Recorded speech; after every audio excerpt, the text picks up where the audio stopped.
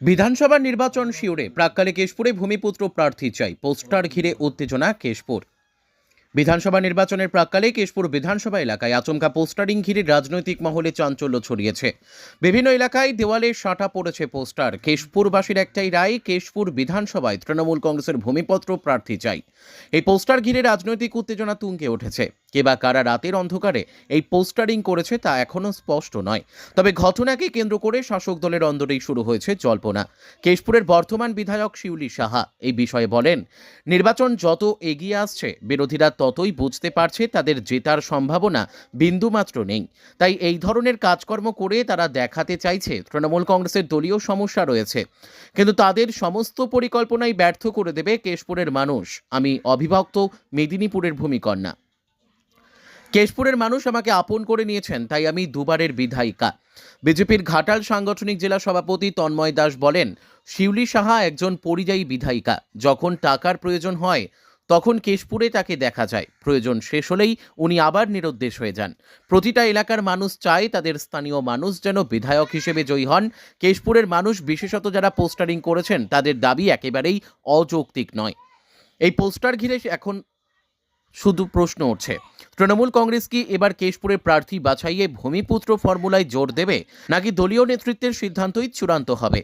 রাজনৈতিক মহলের নজর এখন সেদিকেই। ব্যুরো রিপোর্ট, সত্যের সন্ধানে কেশপুর।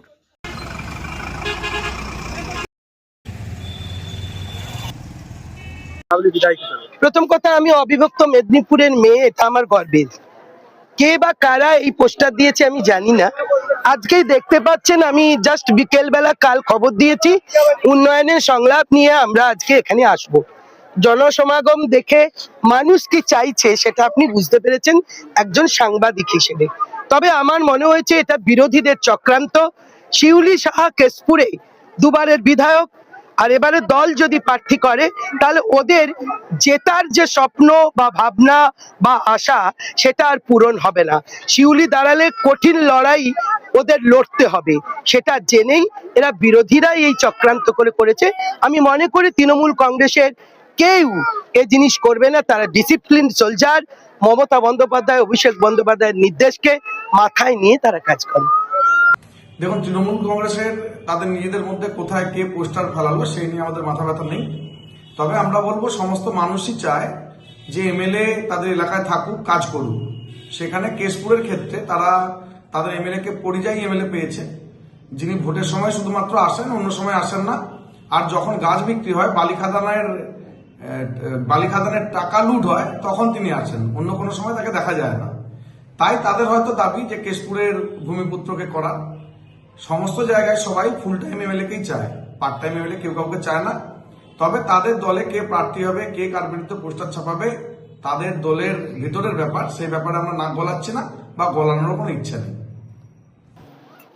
কেশপুরবাসী চেয়েছে সঠিক সিদ্ধান্ত, ওই যে লোকাল এমএলএ হলে বা বিধায়ক হলে আমাদের যথেষ্ট উন্নয়ন হবে। এখানে তো আমাদের গোষ্ঠী লেগেই রয়েছে। আর আমরা 98-এর জন্মলগ্ন থেকে তৃণমূল কংগ্রেস যতদিন জন্ম ততদিন থেকে পার্টি করছি। আমার বাবা কাকারা সব এটা কেশপুরবাসী জানে। তো আমরাই শিউলি সাহা আমাদের চিনে না এখনো। সেই জন্য লোকাল সিদ্ধান্ত নিয়েছে, যেটা সঠিক সিদ্ধান্ত নিয়েছে।